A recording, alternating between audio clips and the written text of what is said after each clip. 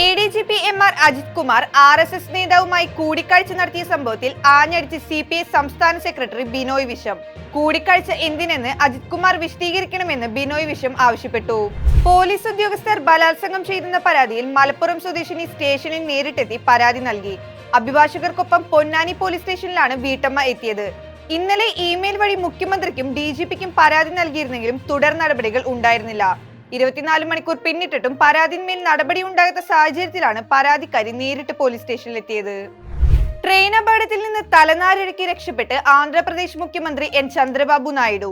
പ്രളയബാധിത പ്രദേശങ്ങൾ സന്ദർശിക്കുകയായിരുന്ന മുഖ്യമന്ത്രിയും സംഘവും മധുര നഗർ റെയിൽ പാലത്തിലൂടെ നടക്കുമ്പോഴായിരുന്നു അപ്രതീക്ഷിതമായി ട്രെയിൻ പാഞ്ഞെത്തിയത്.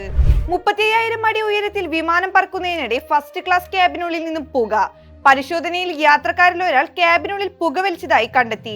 അമേരിക്കയിലെ ഒക്ലഹോമയിലാണ് സംഭവം.